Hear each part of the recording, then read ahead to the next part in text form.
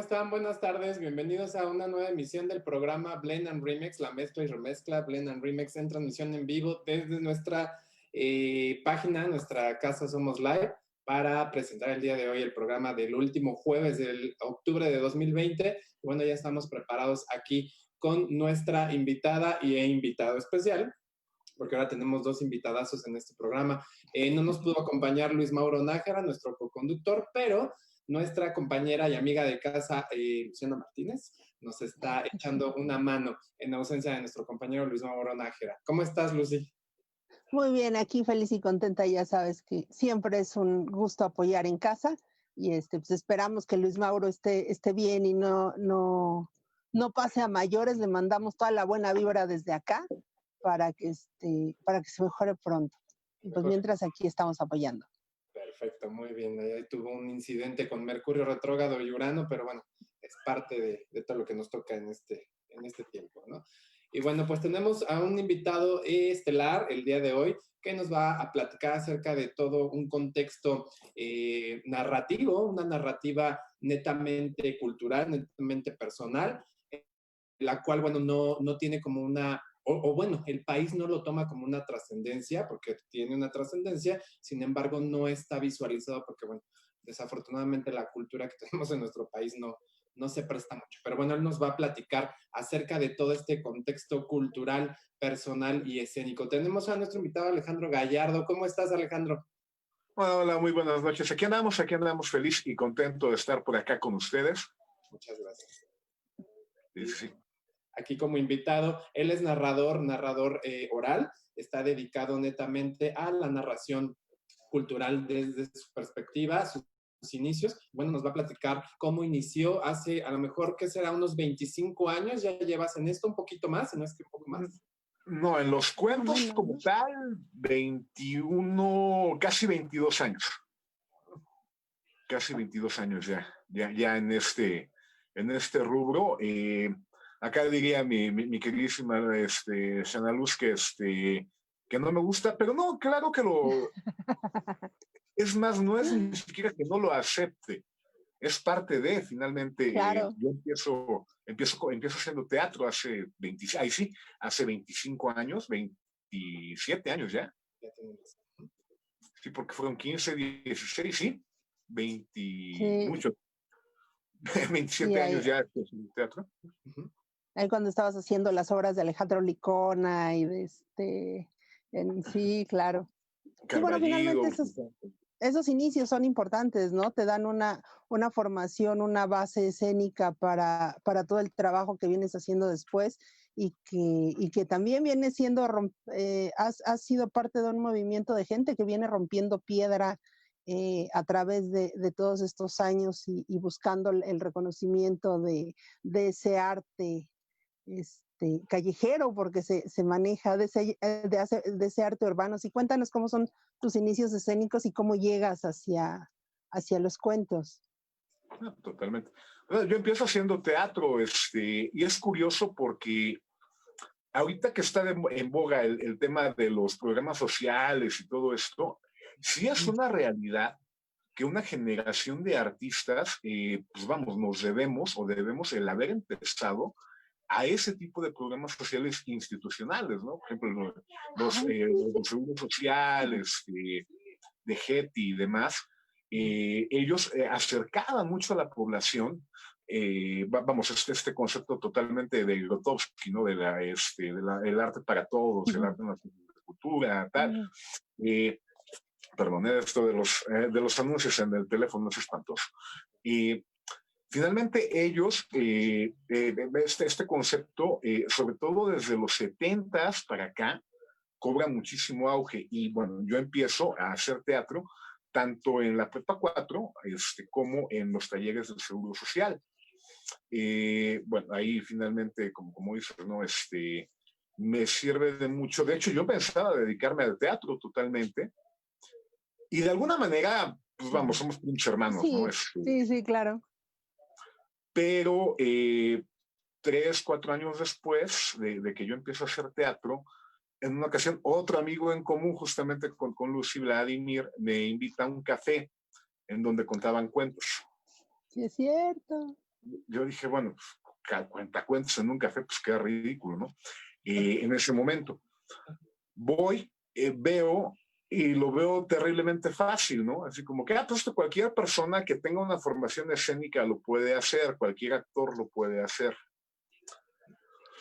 Yo lo hago la semana que entra porque era un foro abierto. El café se llamaba Enanos del Tapanco, ahí en la colonia Roma, en Orizaba y esquina Querétaro, que hoy en día es una, bueno, si la pandemia lo permite todavía, es una mezcalería. Si todavía sobrevive, tiene mucho que no voy a la Roma. Pero ese café funcionó muchos años como un foro de narración y era de los más importantes. Yo esto no lo sabía en ese momento, ¿no? Pero como era un foro abierto, digo, no, pues yo lo hago la semana que entra, ¿no? Cualquier baboso puede. Lo intento hacer a la siguiente semana y me doy cuenta de que en efecto sí ayudan las bases escénicas para este tipo de trabajo, las bases teatrales, que no es lo mismo que escénicas, pero es un bicho completamente diferente. Es un bicho completamente diferente. El teatro, bueno, siempre le voy a tener un amor enorme. Sin embargo, la diferencia más garrafal que yo veo en el arte escénica interpretativa, en el arte escénica del actor, a la del narrador, es la que a mí me termina seduciendo, ¿no? El actor está reinterpretando un texto con el que puede o no estar de acuerdo y lo está haciendo desde la máscara de un personaje. Y es maravilloso, o sea, es una recreación. Sin embargo, el narrador, bueno, es un arte sensiblemente más humilde y más cercano a ti mismo, por principio de cuentas, ¿no? Es un arte que es totalmente lo opuesto. Ahí tú no entras, puedes hacerlo, pero se emparenta más con el teatro desde un personaje, pero más que asumir un personaje es partir de ti mismo hacia afuera, de una manera escénica. Por eso a mí me mata, ¿no? Completamente, porque es un arte completamente al desnudo, por decirlo de alguna manera. Bueno, pero de esto me doy cuenta ya con el paso del tiempo, me empiezo a involucrar en la narración y me toca ver en un teatro del Seguro Social, volvemos a esto de las instituciones, a Francisco Garzón Céspedes. Este movimiento de narradores lo inician en Cuba, el contemporáneo. Narradores de cuentos siempre ha habido y los va a haber siempre. El narrador del pueblo, el viejito que cuenta cuentos, antes de que hubiera televisión, radio, cualquier cosa, ya existía y sigue existiendo. Ajá. Pero esta dimensión escénica, el que se la da, por lo menos con los hispanoparlantes, es Francisco Garzón. En aquella época era la cátedra itinerante de narración oral escénica. Hoy en día se llaman FINO, a secas. Me toca verlo en escena a él en un foro del Seguro Social en el Teatro Isabela Corona.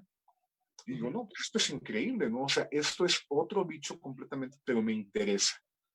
Y de ahí para el Real, poco a poco fui dejando de lado el teatro. A Luciana le consta porque estuvimos en algunos proyectos en esa época juntos. Claro. Y poco me dejó plantado. Y me dejaste plantada. Un poco sí, pero no, porque vamos, finalmente me fue ganando en tiempos, en espacios, hasta que cuando me di cuenta, pues ya no me quería, no podía dedicar a otra cosa, ¿no? Después tomo contacto con el Foro de los Narradores de Santa Catarina, que es un foro abierto, comunitario. Ese es el otro punto que a mí me parece increíble. Narrar un cuento puede cualquiera. Hacerlo escénicamente ya es otra cosa. Y cobrar por hacerlo ya es otro bicho completamente diferente. Pero es un arte tan noble que permite hacerlo de manera comunitaria. El foro más longevo en toda América Latina es Santa Catarina, una plaza pública en Coyoacán, en donde la maestra Beatriz Falero organiza un grupo de narradores, bueno, ahorita no por los eventos públicos, claro. Ahorita lo están haciendo, ahorita llegamos a ese punto en el que hablaremos de la virtualidad, pero todos los domingos a las 12 del día, 1 de la tarde, hay cuentos en el árbol de Santa Catarina. Quien cuenta, quien quiera. Y ahí lo bonito es ese tejido social que permite, y artístico, que permite que un narrador de trayectoria que ha contado en diferentes países, en foros grandes, está contando en el mismo escenario y en la misma función que una persona que se le antojó contar un cuento ese día. Es precioso, humanamente, artísticamente, es magnífico. Y bueno, ya con el paso del tiempo ya fuimos buscando otro tipo de foros, porque desgraciadamente, y no me dejes mentirlo, los artistas tenemos que comer. El arte comunitario es muy bonito. Sí, desafortunadamente no. Todos comemos. Sí. Oye, te tengo una pregunta desde hace muchísimo tiempo y ahorita voy a desentrañar los secretos del cuentacuentos. ¿De dónde sacan sus historias? Híjole. ¿Cómo eligen las historias? Pues yo te podría decir que a veces los cuentos son los que te escogen a ti, pero ahí es un tema un poquito complicado. Te podría decir que uno puede contar cualquier cuento, en teoría. Ajá. En la práctica, en mi experiencia, yo siempre le he dicho a muchos compañeros, bueno, no te sale igual tal cuento que a tal otra persona. A lo que yo he llegado a entender con el paso de los años, con la práctica, con el trabajo, es que, los cuentos como tal obedecen también mucho las historias que tú cuentas a quién eres como persona. Obviamente, pues sí, es un arte que te obliga a leer, a escuchar, a tratar de buscar qué cuento, qué quiero contar, qué quiero compartir con la gente y dependiendo de los espacios, ¿no? Por ejemplo, una función en una escuela, que también es lo bonito, ¿no? Y ahora sí que contra el arte escénica de llegar o sea, esa función de esta obra y ya, o sea, párate de pestañas, párate de cabeza, les guste o no les guste a los alumnos, es esta y no hay más. Es válido, es perfectamente válido. Y a mí me gusta mucho la narración porque es el rollo de llegar y, me ha pasado, ¿no? Llega a una escuela en la cual yo no sé qué público voy a tener. O sea, no me informan qué grupos voy a tener. Y yo puedo llegar con la idea en la cabeza, ¿no? De voy a llegar a contar leyendas virreinales. Y llego y es un kinder. Claro. Sí. O sea, de entrada, si yo llego con una espada a un kinder, los niños se van a emocionar mucho, pero probablemente sea un distractor.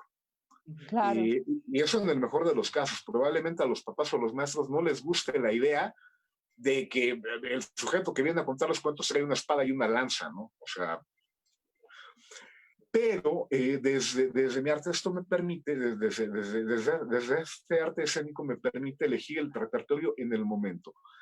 Aún así no es lejano al teatro, porque es lo que hacían las compañías de comedia del arte. O sea, básicamente es llegar y ¿qué quieren escuchar? ¿Qué les gustaría escuchar? Obviamente, sí, hay cuentos con los que te identificas. Ya, volviendo a la pregunta, ¿no? Hay historias que te fluyen mucho mejor porque tú crees en eso. Por ejemplo, yo y ella y mi hermanita lo sabe, yo soy una persona muy cursi, ¿no? Lo sé y lo acepto, ¿no? Y también es lo bonito de la narración, te permite confrontarte con muchas cosas que a lo mejor de otra manera no aceptarías. Y con el tiempo las entiendes. Yo soy una persona que hasta hace un corto tiempo yo decía que yo iba a ser como el viejo que escribe no cartas, sino cuentos de amor, o cuenta cuentos de amor. Y probablemente lo vaya a hacer. Creo en el amor, y bueno, los cuentos de amor, cursis, ñoños, se me dan. Creo en el honor, y por eso ciertas historias bélicas, ciertas historias de heroísmo se me dan. Finalmente es eso, ¿no? Los cuentos te terminan buscando, te terminan encontrando la historia misma, la historia de los países, la historia, que bueno, ese es otro tema y otra mutación que se dio también en el trabajo, cómo brinca uno de la literatura a la historia y a los momentos históricos vitales, y cómo uno los adapta a la narración. También es narrativa oral. Son historias que te tocan de alguna manera y que sientes esa urgencia de compartir con los demás, pero pues las encuentras leyendo como degenerado, básicamente. Claro, y eso lleva a ese otro punto. Tú acabas de mencionaste que con el teatro trabajas a partir de una máscara y una creación de personaje. Aquí la narrativa es más auténtica, eres más tú, pero estás hablando de una espada y vamos a la creación de personajes que han hecho que eres tú hablando a través de un personaje o es el personaje hablando a través de ti. Platícanos de ese lado, de esa mutación, de esa evolución que han tenido tú y tus compañeros con los personajes de leyenda. ¿Y cómo llegaste ahí? Claro. Fíjate que ahí pasó algo muy chistoso y de lo cual no tiene tanto tiempo que me di cuenta de este punto, ¿no? Obviamente, al tú plantarte en un escenario y adquirir una dimensión escénica, te des o no te des cuenta, y es muy bonito este detalle, claro. Sí estás interpretando un personaje. Lo divertido es que te estás interpretando a ti. O sea, básicamente es un super yo escénico. Con el tiempo también te das cuenta de que vestido de civil, vestido de calle, digo, a mí me encantan mis playeras de superhéroes, o en otro entorno me encantan las camisas de vestir, sobre todo las que me regala mi novia. Pero, o sea, sí, pero no llamas la atención. ¿Qué pasa cuando te confrontas con un público de 500 personas o de niños de kinder o de chavos de secundaria? Tienes que darle una dimensión escénica. Sin embargo, cuando te das cuenta de que te estás interpretando a ti mismo, bueno, ¿qué vestuario escénico puedo utilizar que llame la atención, pero que no choque con quién soy? Finalmente, vistes a ese super yo, por llamarlo de alguna manera, aunque más de 3 lacanianos y 5 freudianos me quieran ahorcar, los vistes sí, como tú te vestirías. Freud te va a estudiar. ¿Vale? Freud le va a dar like a esto. Sí. O sea, al final del día, ¿cómo me proyecto a mí mismo de tal manera en la que pueda llamar la atención de un público? ¿Okay? Y llegamos a las leyendas. Nos dimos cuenta, y esto no fui yo en realidad, fueron otros compañeros, Germán Argueta hace muchos años, Francisco Ibarlucea con el tranvía de la ciudad, que ahorita hablamos también del tranvía, de que el nicho económico es con las leyendas, porque a la gente le gusta ver este tipo de espectáculos, le gustan las leyendas de espantos, le gustan las leyendas de amor. ¿Ok? Ahora, vamos a vestir a los personajes. Finalmente, para el espectáculo de calle uno tiene que llamar la atención. Claro. Te vistes a la usanza de la época. Pero aquí es donde entra tu amigo de Metiche, ¿no? Bueno, si yo me visto, por ejemplo, de monje, que es un vestuario muy fácil, muy amigable, nosotros nos cambiamos en la calle inclusive. El mejor vestuario, y te lo digo desde ya, es el hábito. Porque si te lo pones sobre de la ropa de calle, te lo quitas y están amigos como siempre.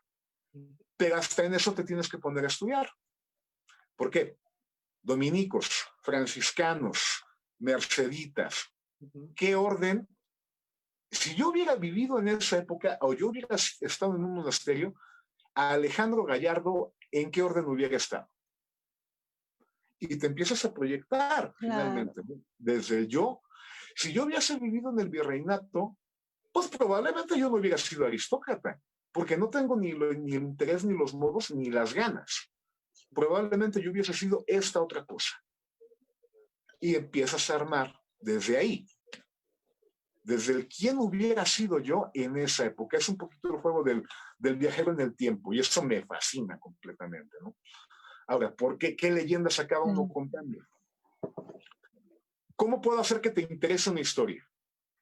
Pues me tiene que interesar a mí. Claro. O sea, a mí hay historias para las cuales estoy negado completamente para narrarlas. Y hay compañeros a los que se les da muy bien. Mi tipo de historia de terror o de amor o de patriotismo es otra. Las elijo y las armo en torno a estos personajes, de alguna manera llamarles, a este yo que está narrando desde el virreinato o desde la fantasía. ¿Quién sería yo en la historia interminable de Michael Ende? ¿Cómo sería yo allá? Gigante de las rocas. No, sería el gigante come rocas. El problema del gigante come rocas es como cuernos me visto en 10 minutos de gigante come rocas para dar una función en una escuela. Claro. Pero entonces me voy adaptando en torno, ¿no? Sí. En lo O que, sea, finalmente... ay, perdona, en lo que No, no, respecta, no. nos estabas comentando o estabas tocando el tema que, bueno, llegas a un público, a un teatro, y bueno, no sabes realmente a qué público te enfrentas hasta que dices, bueno, ¿qué quieren escuchar? Tenemos un pequeño, una pequeña pregunta. ¿Tú has estudiado, has estado colaborando en su momento con la compañía de La Troupe? La Troupe, bueno, sabemos que es una compañía que ya lleva muchos años aquí en México. En lo personal, a mí me tocó en los años 80. Antes era muy, ¿cómo decirlo? Muy sonada. Ahorita ya desafortunadamente tiene su trayectoria, pero ya no es tan sonada. Sin embargo, bueno, tiene un historial. Cuando La Troupe se representaba más para, o se proyectaba más para niños, ¿qué reto ahí veías con los niños? ¿Cómo No, ahí, captabas su atención? espérate, ahí vamos. Te platico, mira. Con la troupe, bueno, mi relación es muy chistosa. Tengo el privilegio de haber sido alumno de Marco Antonio Ramírez Monroy, en paz descanse. Él fue miembro de la troupe, de hecho. Mi nexo con ellos es por ese lado. Él, de hecho, participó en la película de Calacán. La troupe es un bicho completamente diferente, es como Finzi Paxa, por ejemplo, es como el Cirque du Soleil. Son completamente atemporales. Si tú le pones un espectáculo de la troupe a un niño de ahorita, créeme, le va a encantar. Sí. Le va a encantar. Ellos tienen un bicho rarísimo completamente, es un híbrido ahí de técnicas escénicas entre el manejo de títeres, toda la escuela de Frederick del teatro, el teatro de cámara negra, el teatro de lenguaje no verbal, más emparentado con el clown, es otra cosa completamente diferente. En el caso de la troupe, créeme, en donde se presenten, con los niños que se presenten, van a llamar la atención. Yo hice realmente poco teatro infantil, sobre todo con la dama que está del otro lado también de la cámara. Sí, ella tuvo la culpa de que yo me pudiera adaptar tan fácil a la nueva normalidad. ¿Por qué? La única vez que me he atrevido a meterme en una botarga constantemente fue en una obra de teatro que armamos, en un espectáculo de marionetas en el que yo hacía un ogro. Era una máscara preciosa, pesadísima, sí, y era bastante complicado respirar y hablar a través de ella. Entonces ya un cubrebocas ya es Disneylandia comparado con la máscara, ¿no? Pero es que el teatro se basa y se vale de otras herramientas diferentes. Por ejemplo, volviendo al ejemplo que me ponías con la troupe. La troupe pueden hacer lo que se les ocurra porque la gente ya sabe, voy a ir a ver Trúpolis, voy a ir a ver Radio Troupe, ya saben qué van a ver. Y el espectáculo se presenta, vamos, que ese es mi contra también desde la narración, ¿no? La troupe es de los pocos grupos teatrales que rompen la cuarta pared y lo hacen constantemente, ¿ok? Pero ellos lo hacen desde un guión establecido. El narrador lo hace desde un arte completamente improvisativa. O sea, yo realmente sé qué cuentos voy a contar, o por lo menos lo voy ensamblando en el momento. Sin embargo, nunca voy a contar un cuento dos veces de la misma manera, porque depende mucho también del entorno y de las reacciones del público. Por ejemplo, nunca falta el chamaco latoso, ¿no? Que está brincando, bailando ahí entre los demás niños. ¿Cómo hago para, en específico, en esta función, doblegar a este niño y que preste atención? Y cada función, cada niño va a ser diferente, ¿ok? Sí, terminas haciéndote de algunas herramientas para enfocar la atención en esta persona, para disuadirlo de estar en otra cosa y que te preste atención. Pero, pues vamos, es totalmente hijo del momento, realmente el cómo lo haces, porque cada público es completamente diferente, ¿no? Digo, de las anécdotas hay del morral, ¿no? De los cuentos. Yo me presenté en varias ocasiones en Colegio del Lago, el Lago de Guadalupe. Es un colegio gigantesco, es un monstruo. Y el teatro de este colegio es verdaderamente aterrorizante. Son 1,500 butacas. Oh. O sea, de entrada, los eventos de los papás los venden por Ticketmaster, ¿no? Bueno, en entornos normales. Llego a este foro y de entrada me dicen, bueno, va a ser toda la primaria, ta. Qué bonito, qué padre. Vas después de Luis. Pues padre, ¿no? Gracias por avisarme, ¿no? Me dan el programa de mano impreso, pero resulta ser que yo iba después de Luis Pesetti. O sea, Luis Pesetti, la institución del entretenimiento infantil. Yo he dicho muchísimas veces que Luis Pesetti es el de Luthiers para niños. Y lo tiene todo, es un músico, es un comediante, es una persona escénica, es un cuentacuentos que trabaja específicamente para niños. O sea, es como tocar después de los Rolling Stones. Sí. O sea, ¿qué hago? ¿Me paro, doy las gracias y me retiro? ¿O qué demonios, no? Veo toda la función de Luis, pero en ese momento también mi cabeza está trabajando de qué voy a hacer. Ya no hablemos de superar, ¿por qué no? O sea, siendo realista, ¿cómo superas a Freddie Mercury después de Rhapsodia Bohemia? No hay manera. ¿Cómo voy a hacer para que no me hagan pedazos después de que él estuvo ahí? Y vas armando, iba a contar esto, bueno, no puedo contar esto, voy a contar esto otro. Híjole, este cuento que yo iba a contar tiene una rutina que yo me volé de él. No, pues lo cambio. Vas armando, vas pensando sobre el momento. Y bueno, tan mal me fue que al año siguiente me volvieron a invitar. Sobreviví. Pero realmente fue totalmente en el momento, ¿no? Tuve que cambiar casi todo el stock de cuentos que yo ya llevaba mentalizado. Es más, para que se ubiquen más en tiempos, esto fue por la época de cuando estuvo tan de moda El Señor de los Anillos. Porque al año siguiente que me invitan con Cuentos de la Tierra Media. Ok. Que fue otro. Sí, claro. Fue otra cosa completamente, ¿no? Pero sí, o sea, ¿qué vas haciendo? Pues vas reaccionando, básicamente. A mí me gusta, y digo, tiene mucho que ver que yo, como igual que tú, fui niño de los 80s, 90, adolescente de los 90s. Los ninjas me encantan, ¿no? Sobre todo si son tortugas. Algo que me gusta mucho de la narración es que es esto, ¿no? Es el bushido escénico, es ¿qué voy a hacer? No preguntes, tú zen y tú reacciona, güey. Tú entra, recibe y sal y sobrevive, ¿no? Es precioso escénicamente esto. Pues vámonos a un pequeño corte para renovar la transmisión y bueno, no nos gane un poquito el tiempo para continuar platicando con nuestro invitado Alejandro Gallardo sobre toda esta perspectiva de lo que es la narración oral, la narrativa aquí como contexto cultural, como una propuesta cultural que realmente se tiene que retomar o se tiene que evolucionar en nuestro país. Y bueno, que esto no es de ahorita, no es de hace 10 años, ya tiene pues una gran historia, ¿no? Como él bien decía, antes de la radio y la televisión ya existían los narradores, entonces pues esa es la perspectiva. ¿Cómo ves, Luciana? Nos vamos a un pequeño cortecito. Claro que sí, vamos a un corte y ahorita regresamos ya. Se nos adelantó Alex. Se nos adelantó Alejandro, pero sí, no importa, vamos a renovarlo. Ok. Regresamos.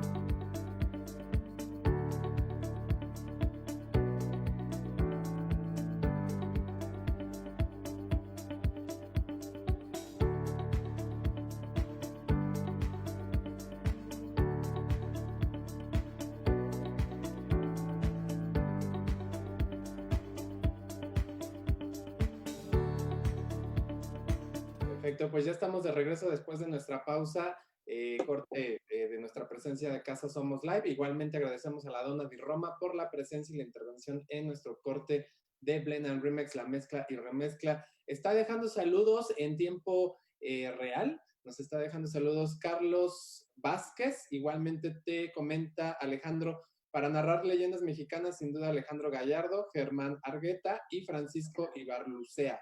Y también nos ponen por aquí Leticia Rubalcaba. Felicidades, Alejandro. Excelente conversatorio. Toda la banda apoyándote. La banda ahí apoyando. Muy agradecido, muy agradecido, muy agradecido. Carlos, déjenme les platico. Carlos es un asistente constante, un gran amigo, y gran porque es altísimo, pero además es un asiduo asistente a los recorridos de leyendas. Es una maravilla persona. Y es chistoso cómo también estos espectáculos nos van acercando, que ahí es otro tema completamente con la narración, ¿no? Y cómo permite restañar el tejido social y forjar amistades increíbles, ¿no? Francisco Ibarlucea, él es el culpable de que yo narre leyendas, justamente. Es un compañero, amiguísimo, hermano de trabajo de verdad y de vida. Él es el que daba, él es el de los fundadores del tranvía de la Ciudad de México con los espectáculos de narración. Y él, bueno, Germán finalmente es la piedra angular, ¿no? Y nadie le puede ni negar ni discutir ese punto, ¿no? Germán es el que inicia los recorridos de leyendas, el a pie caracterizado. Francisco lo escala al tranvía, a un espectáculo más turístico y que ya permite inclusive una recuperación económica, que ya permite inclusive la venta de un boleto. Desgraciadamente aquí en México estamos en esta situación de que la cultura, si bien es cierto que tiene que haber una escala de gratuidad, porque la cultura es para todos, también tiene que haber una conciencia del público de los costos de la cultura. Desgraciadamente aquí en México no lo tenemos. Pero todo espectáculo conlleva un costo. Y bueno, el artista no vive de aire, ¿no? Finalmente. Cuando Francisco comienza con el tranvía, originalmente era con el tranvía de la Ciudad de México cuando lo operaba el gobierno de la Ciudad de México. Posteriormente se convierte en una iniciativa privada, pero se continúan los recorridos de leyendas, ya con venta de boleto y todo esto. Y ahí básicamente pasamos 6 años. Seis añitos trabajando en el tranvía. Pero comenzamos con el del centro histórico y posteriormente el año pasado comenzamos con el tranvía Roma Condesa. Pero es un salto enorme, ¿no? Porque ¿cómo brincas de las leyendas virreinales que ya tienen un nicho de mercado? Si no me creen, pregunten en el Cervantino o en Zacatecas, que de hecho en Zacatecas Francisco se puede darle un curso a los narradores de leyendas de allá, a los guías de tranvía, para poderlo hacer de manera escénica. Perdón, es el cable. ¿Cómo brincas a hechos históricos? Y cómo lo mutas a una narrativa diferente, ¿no? ¿Cómo saltas de La Llorona a la historia de la colonia Roma, por ejemplo? Es narrativa al final del día, es narración, es un espectáculo. Yo ya no me atrevo a llamarles ni espectáculos de narración, porque no lo son. No me atrevo a llamarles teatro porque tampoco lo es, en realidad. Performance me atrevería a llamarle, de alguna manera. O sea, es una interpretación de un suceso escénico en el momento, que está recreando ciertos momentos. Ahí fue un gorro también muy interesante, porque sí es asumir un personaje y no lo es. Es más cercano a la narración oral, a la narración de cuentos, lo que hacemos, por ejemplo, en la colonia Roma, en donde, por ejemplo, si yo quisiera asumir un Richard Bell, el payaso Bell, a mí no me queda, por muchas razones, ¿no? Desde personalidad hasta, bueno, si yo quisiera asumir un Agustín Lara, no puedo, porque no canto. Bueno, el Flaco de Oro tampoco cantaba tanto, pero no puedo. ¿Por qué? Porque no está en mi naturaleza. Pero un Walter Orrin, por ejemplo, el fundador de la colonia, el domador de leones, el dueño del circo, ese lo puedo asumir porque es más cercano a mi cosmovisión de muchas cosas, ¿no? La personalidad de la persona. Lo asumo, pero a la vez es Si yo hubiese vivido en esa época y hubiese sido artista circense, probablemente hubiera sido Walter Orrin. Claro. De alguna manera se va dando ese juego, ¿no? Ese juego escénico que es interpretativo, que es la máscara y al mismo tiempo no lo es. Porque estoy hablando desde un Walter Orrin, más bien desde un Alejandro Gallardo, permeado por un Walter Orrin con la óptica actual, narrándoles la historia de la colonia y por qué es importante y por qué las calles se llaman de determinada manera y qué pasó en ciertos puntos de la colonia, ¿no? Y lo convertimos en una historia, en un espectáculo de una hora en el que vas viendo esos puntos de una manera viva, ¿no? Completamente. Oye, pero además, o sea, es importante aquí aclarar y cuéntanos cómo es ese cambio o ese trabajo, que estás hablando de que hay un trabajo escénico, hay un trabajo de cuentacuentos en colegios con niños y demás, y es hacia donde todo el mundo asocia de, ay, pues sí, los cuentos son para los niños, ¿no? O a lo mejor igual que los títeres, sí, son para fiestas infantiles nada más, pero el trabajo del tranvía, el trabajo callejero, todo este trabajo de leyendas, todo este equipo, incluso también la gente de Santa Catarina, también en el Tapanco, no eran cuentos para niños, o sea, no es un trabajo de, ay, sí, mírate, cuéntame Caperucita. Bueno, ahí entramos en un terreno bien simpático y bien complejo. Yo siempre he dicho, y es mi tesis de trabajo completamente, o sea, sí hay quien te cuente las versiones Disney, que son bonitas, sí, pero a mi muy particular punto de vista es, no, o sea, si yo llego y le cuento esto a un niño, le estoy dando el enorme margen de que en 20 años venga y me diga, oye, no era como me lo contaste, yo leí el cuento de los Grimm y de Andersen y no era así. ¿Qué hago yo desde mi particular punto de vista? Bueno, adapto las cosas de tal manera en la que yo le pueda contar a un niño las cosas como eran, totalmente, o como son literariamente hablando, históricamente hablando, míticamente hablando. Para mí, Alejandro Gallardo, como narrador, mi compromiso es con la verdad. Aunque suene a Ciro Gómez Leiva o menciones por el estilo. Mi compromiso es con la verdad, mi compromiso es porque las historias son así por una razón. Los cuentos para niños no eran cuentos para niños, o eran para niños, para los infantes terribles, ¿no? El niño, por ejemplo, en la época medieval, en la época virreinal, era un adulto chiquito. Se le confrontaba con un mundo espantoso, porque el mundo es en algunos sentidos espantoso, ¿ok?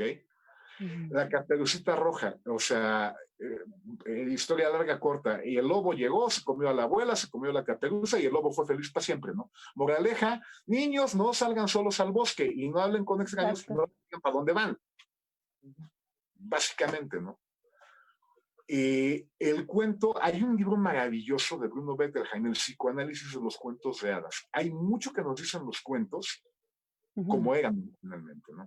Finalmente, bueno, Walt Disney llega, suaviza las cosas de alguna manera para llegar de otra manera a otro tipo de públicos.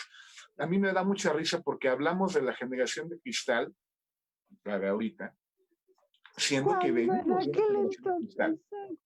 O sea, perdón, no es cierto. O sea, no son los que se ofenden por todo, o no los únicos. Ya hemos sido varias generaciones así, ¿no? En diferentes sentidos. En efecto, el mercado más fuerte laboral del cuentero es con los niños, pero esa es ya una percepción pública. El narrador de cuentos de movimiento escénico, en efecto, cuenta para adultos, así como puede contar también para niños.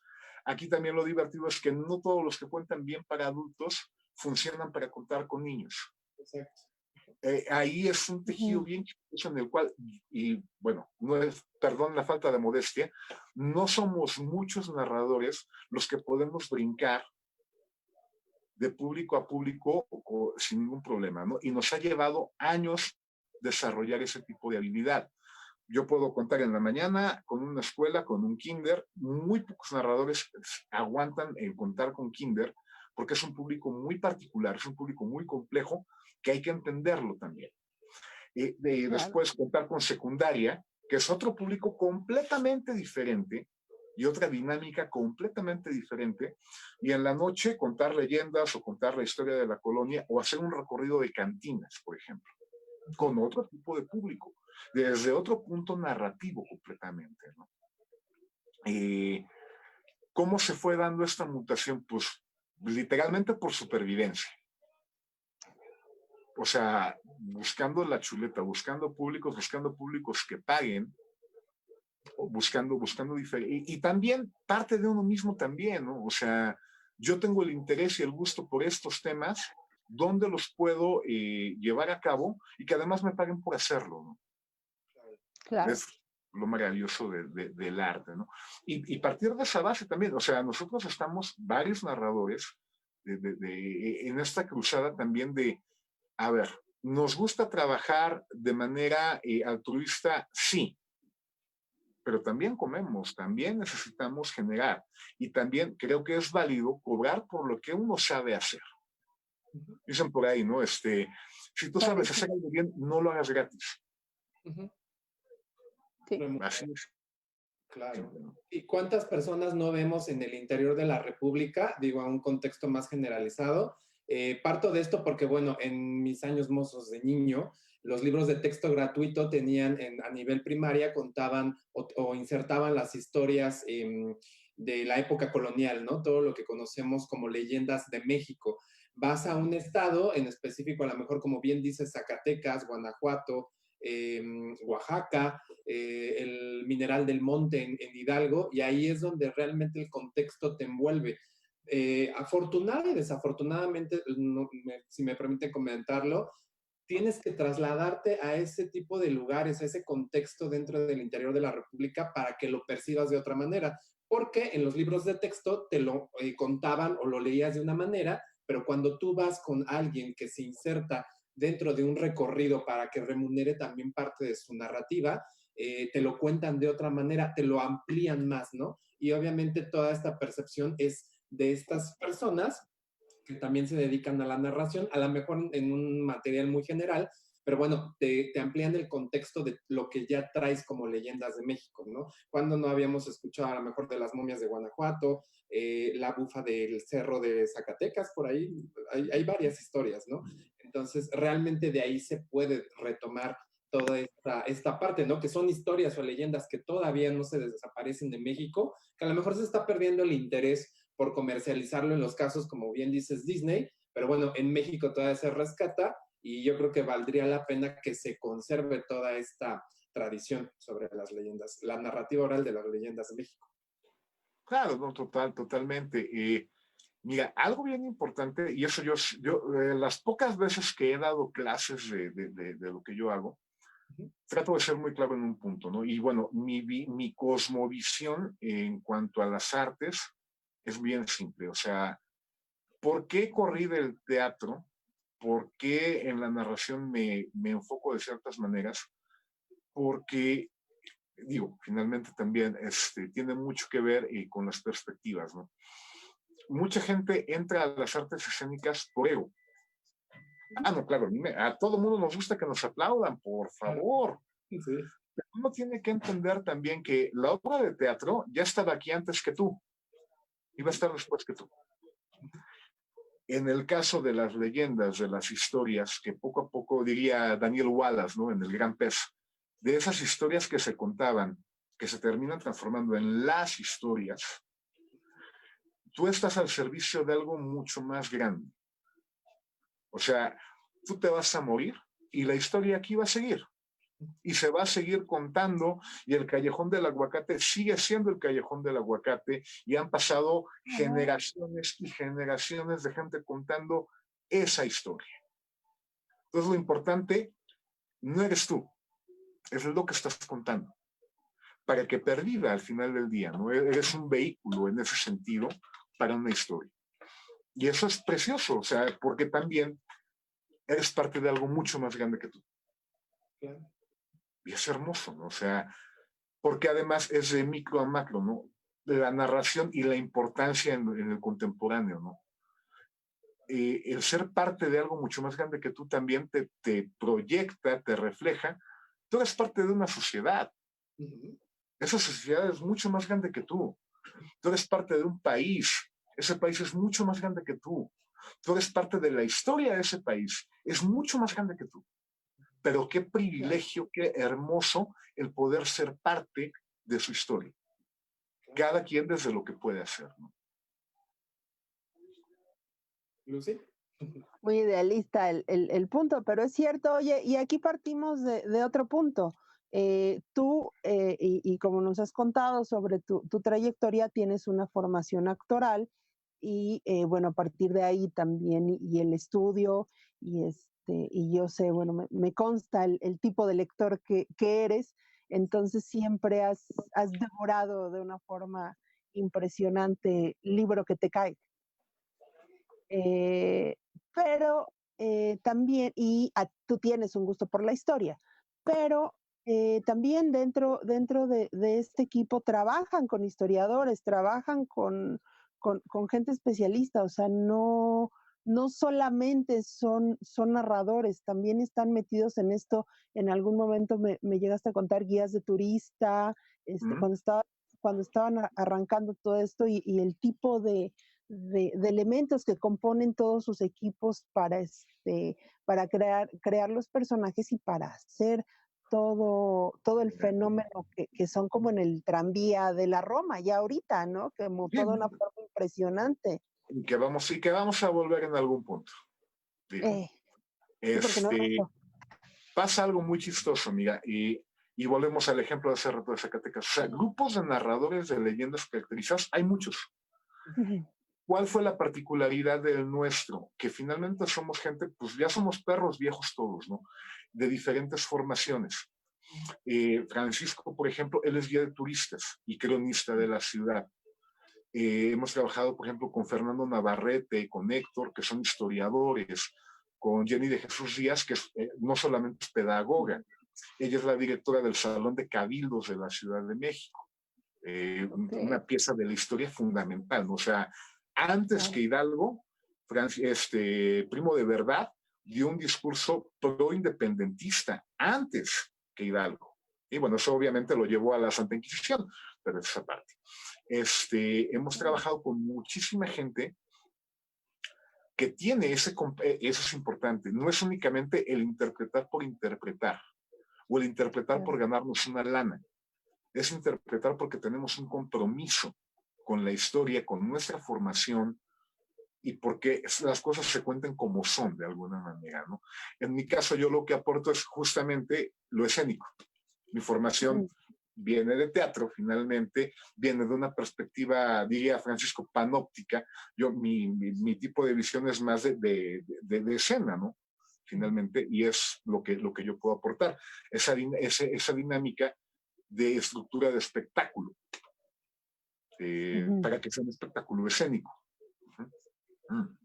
Por ejemplo, hicimos la Roma y Condesa todo el año pasado con la historia de la colonia, que es nuestro recorrido recurrente. Sin embargo, al llegar fin de año, ¿qué hacemos? ¿Cómo vamos emparentando las historias de fin de año mexicanas con la colonia y con algo que les sea familiar a la gente? Y la respuesta es bien simple. Cuento de Navidad de Dickens. ¿Cómo se lo podías transportar acá y meter en esa estructura escénica las historias? Eso fue mi chamba, ¿no? El rollo de, este cuento, vas armando. Año Nuevo. Hay una historia hermosísima de Frank Capra, Qué bello es vivir. La película es increíble, ¿no? Trabajo de Jimmy Stewart. Y tú sabes qué tan fuerte es esa influencia en mi vida. Ese tipo de cine, ese tipo de historias. Como para fin de año tomamos Qué bello es vivir y estructuramos un espectáculo en torno a esa historia. Ok. Y que se narra en un tranvía en movimiento. Y lo vas emparejando con las calles, con la colonia.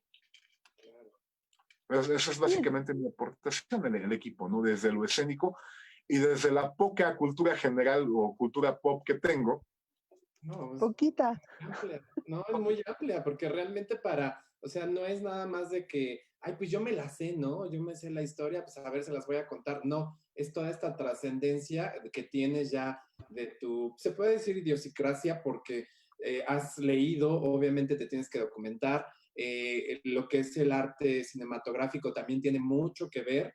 Los libros, que es es un gran bagaje a nivel internacional y por todos los tiempos. Los libros han aportado muchas historias, muchas experiencias. Entonces, que tú lo puedas realmente adaptar porque se te da, porque te gusta manejarlo así y tenerlo todo en tu mente para poder estructurar algo nuevo e innovador y poder atrapar a las personas, yo creo que eso es de reconocerse, porque no cualquiera lo hacemos. Entonces, sí, es toda una faceta, pues, de descubrimiento, y es una faceta muy completa, para que todo esto tenga una narrativa estructurada y una narrativa como debe de ser. Y mira, lo hermoso también de esto es que aprendes a ver la misma ciudad de otra manera. Por ejemplo, yo ahí, y esto lo saben mis compañeros, ¿no? Yo tengo ahí un tema muy fuerte. Yo tengo la teoría de que en una vida anterior yo fui irlandés, totalmente. Y tengo un tema fuertísimo con el batallón de San Patricio. Curiosamente, cerca de mi casa, que es su casa, está el batallón de San Patricio, el parque del batallón de San Patricio. Y todo el mundo ya al batallón de San Patricio. ¿Y quiénes fueron? ¿Quién sabe? Ya que te pones a investigar, bueno, fueron 300 irlandeses que desertan cuando es la guerra de intervención, cuando es la invasión norteamericana, perdón, a México. Ellos los mandan con una idea de, pues van a llegar y van a enfrentar un ejército terrible. Cuando ellos llegan, el capitán John Riley ve que no es cierto, ¿no? Que ellos los mandaron literalmente a barrer un país en el cual la fuerza de defensa de los pueblos eran mujeres, niños y ancianos, porque el grueso estaba en el ejército combatiendo a Estados Unidos, ¿no? Claro. Y ellos deciden desertar y pelear por México como mexicanos. O sea, la historia es hermosísima y de verdad ves el exconvento de Churubusco de otra manera, porque ahí es la última batalla del batallón de San Patricio. La plaza que está arriba de San Jacinto, la ves de otra manera porque ahí ahorcaron a varios de los patricios, ¿no? O sea, wow. nada que ver, ¿no? Y vamos, el mismo convento de Churubusco, ¿no? El general Anaya, cuando llega Scott a pedirle el parque, a pedirle las balas, y el general Anaya, que era el único que hablaba inglés, se les plantea y le dice, no, o sea, si yo tuviera parque, si yo tuviera balas, ustedes no estaban aquí. O sea, perdón, ¿no? ¿Qué hacemos envidiando como país a un William Wallace? Que es hermosa la historia, sí lo es, pero tenemos momentos que, perdón, o sea, no tenemos nada que envidiarle a las batallas épicas del Señor de los Anillos, ¿no? Volviendo a esto del batallón de San Patricio, a ellos el último punto a donde llevan a los pocos que quedaban es a ver la caída del colegio militar, el castillo de Chapultepec, donde está el obelisco que marca supuestamente la caída de Juan Escutia. Que bueno, perdón, para haber caído ahí tendría que haber sido una ardilla voladora, ¿no? Porque no hay manera en la que llegara hasta allá. Sí, ¿no? Agarró la bandera de paracaídas. No, en ese punto es donde ponen la horca y les dicen a los patricios, ¿no? a los que quedaban, que en cuanto suba la bandera norteamericana ondee ya en el colegio militar, los van a ahorcar. Todavía uno de los patricios les dice, no, pues si nos van a ahorcar cuando ustedes ganen, nos vamos a morir de viejos. O sea, ya con la horca del cuello, ¿no? Llevan a John Riley todo golpeado, marcado con hierros calientes, les marcaron la D de desertor a todos en la cara. En el caso de Riley se la marcan 2 veces, una en la cara, una en la nalga, porque en la nalga duele más, es tejido blando. Empiezan a subir la bandera, les ponen la soga al cuello a los que faltaban, la horca, y Riley, pues los norteamericanos estaban esperando que pidiera clemencia por sus hombres, porque él sabía que él no lo iban a matar por el grado militar. Riley los voltea a ver, los hombres pues, dicen que no, o sea que no tienen por qué pedir clemencia por ellos. Y cuando va subiendo la bandera, Riley dice, preparen, apunten, y el último que grita antes de que los ahorquen es su segundo de al mando, dice fuego, viva México, viva Irlanda, viva la República. ¡Wow! Sí, ¿no? O sea, ¿qué hacemos envidiando el freedom, ¿no? De Mel Gibson.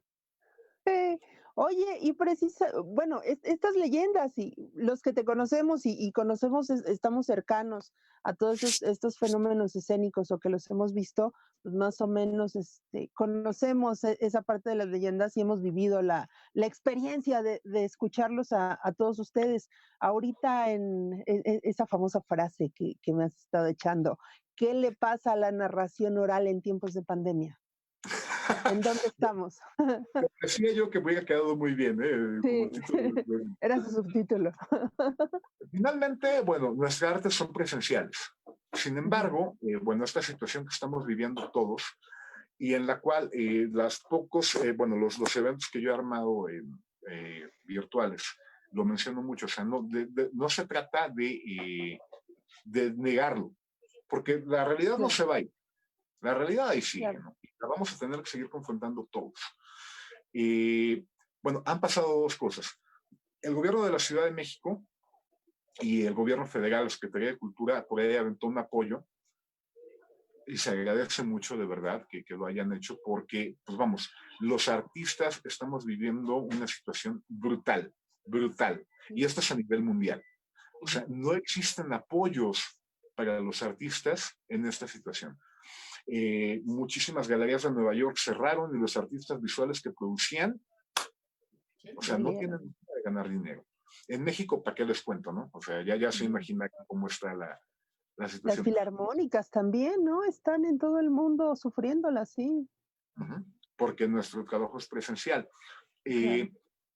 El gobierno de la ciudad nos permitió, mediante un programa que se llamó Banco de Proyectos, y llevar a unidades, en el caso fue hace una semana justamente, en mi presentación, en el caso de unidades habitacionales, llevar un pequeño espectáculo de 20 minutos para narrar desde calle hacia las ventanas de los edificios.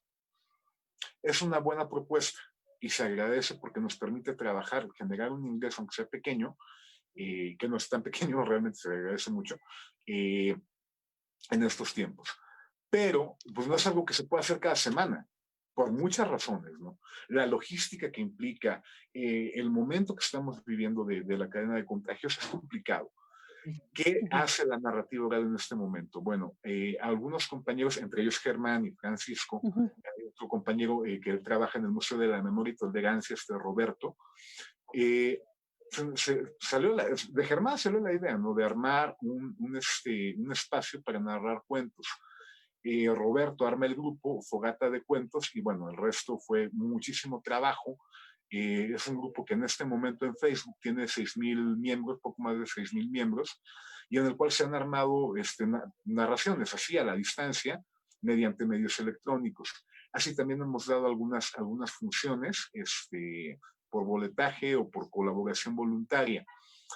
La enorme ventaja de este arte en este momento es que no requiere tanta producción. Se puede hacer desde aquí. El narrador puede narrar, ya sea de manera comunitaria, de manera gratuita. No lo recomiendo tanto, pero, o sea, hay momentos en los que sí, cabe, y hay que ser solidario.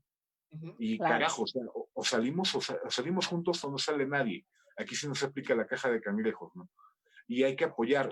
Es hermosísimo el hecho de que podamos motivar a la gente, podamos ayudarle a la gente desde estas soledades. Ahorita nos hemos vuelto náufragos en muchos sentidos, ¿no? Estamos cada quien en su isla viendo en estas pequeñas ventanas qué pasa. Bueno, el narrador puede y debe acompañar de cierta manera, ¿no? Y si lo podemos hacer, obviamente, ya de manera laboral, de manera en la cual generemos un ingreso para nosotros que créannos es fundamental en este momento, pues qué mejor, ¿no? Del mismo modo, dar talleres, algunos compañeros ya lo están haciendo. Yo probablemente voy a entrar con un taller, que es el proyecto del que también podemos platicar, pero en otro sentido. O sea, lo hermoso de la narrativa oral es que te permite también acercarte. Yo estoy muy interesado y ya tengo bastante avanzado el desarrollo en un taller pensado para papás y maestros. ¿Qué pasa con estos papás que ya están viviendo 24/7 en la compañía de los niños? Sí. Sí. Madre. O de las familias que están viviendo ese 24/7 en compañía de la familia. Se están dando cuenta de que a lo mejor hasta eran extraños, ¿no? O sea, realmente Sí. no se conocían. Éramos clientes frecuentes, ¿no? De la misma barra de bar, pero realmente no éramos una familia, no teníamos la convivencia. ¿Qué pasa con los maestros que se están enfrentando? Y aquí sí, hay mucha gente, y yo los entiendo de verdad, ¿no? Ay, pero es que los maestros, no. Los maestros se están enfrentando al reto de la vida Claro. en este momento, ¿no? Porque no estábamos preparados de ninguna manera para esta situación. No estábamos preparados para enfrentarnos a esta virtualidad forzada. No estábamos preparados para enfrentarnos a cómo hago interesante mi tema, mi clase, a la distancia. Bueno, para eso precisamente estoy pensando en este taller, para papás, maestros, narradores, desde mi perspectiva y lo que me han ido dando los años, de esta narrativa comunitaria que te acerca como ser humano, tanto a la gente con la que vives en casa, como a la gente con la que estás en la distancia. ¿Qué herramientas del narrador escénico te pueden servir? ¿Qué herramientas de esta... sí, esto que hablábamos, ¿no? De la lectura. ¿Cómo acercarte? ¿Cómo ampliar tu cultura? Yo tengo la fe firme y la teoría firme de que un artista debiera ser una persona culta, no únicamente de su área. O sea, es bien fácil decir, y conocemos muchos, si no me dejas mentir, que creen que con que ya se sabe en el guión, ya son la estrella que México esperaba. No, perdóname, eso no es un artista. Un artista es alguien que crea, que entiende, que comprende y que se nutre de la Y que tiene el cultura. contexto histórico, social, político, económico del texto que está leyendo, ¿no? Exacto. Esto lo menciono mucho en clases. La obra artística es hija del momento político, económico, social y Exacto. sanitario que se está Y viviendo. astrológico. Y astrológico. O sea, es importantísimo entender qué está pasando en todos los sentidos.